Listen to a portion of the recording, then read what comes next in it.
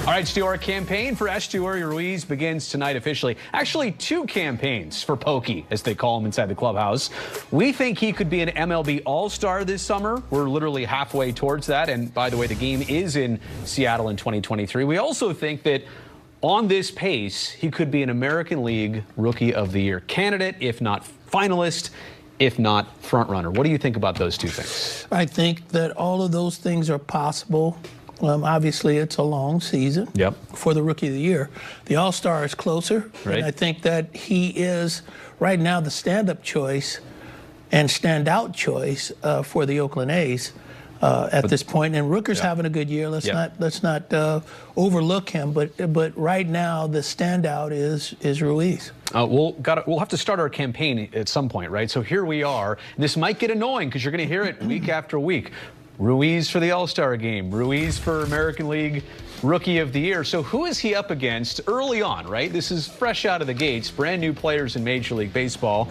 Masataka Yoshida for the Red Sox, Hunter Brown for Houston, Bryce Miller, who the A's are going to see as a starter later on in this series, and there is Ruiz's numbers. Now, I know you're not going to like this, Stu, but Brown and Miller, I'm going to have to take them out of the equation. I don't know if a starting pitcher can win Rookie of the Year. Get your thoughts on that in just a second. Here's what Yoshida is doing for the Red Sox. He hits homers. He plays on a big stage. He's currently carrying a .303 average. So this might be Esteury's biggest competition. And I believe you're right. I have always given a great deal of credit and credence to the East Coast media. Well, I always bias, I mean, and it's true. I mean, they play earlier. You don't get a chance to see our games. Absolutely.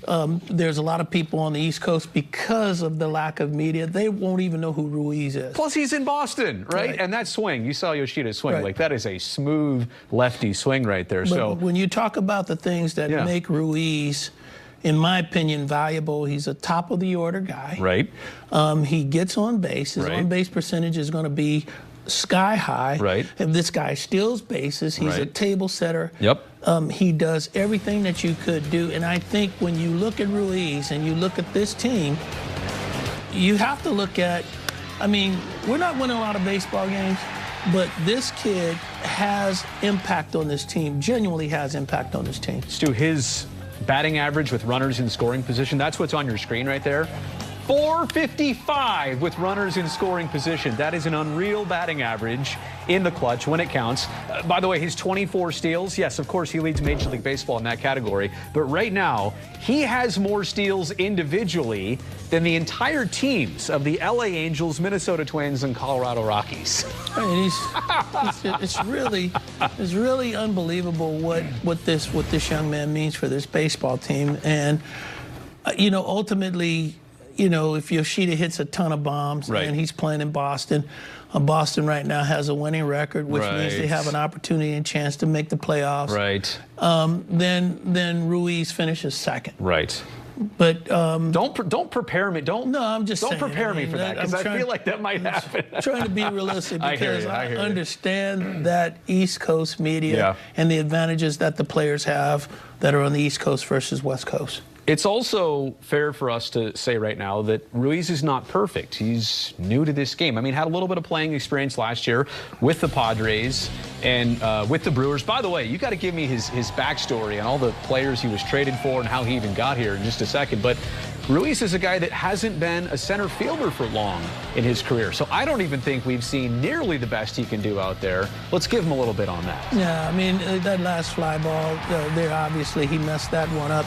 And when you're a young player coming in a different position, that ball that's hit directly at you, any outfielder will tell you is a difficult ball. Hard read. To read. And so he messed up on that one ball, but it was hit directly at him. But he will learn to play his position. He's a smart young man. More importantly, he works real hard at this. He works hard at it, and he's going to improve himself. So he came to the A's in the Sean Murphy deal to Atlanta. But wait a second, he was not with Atlanta at all.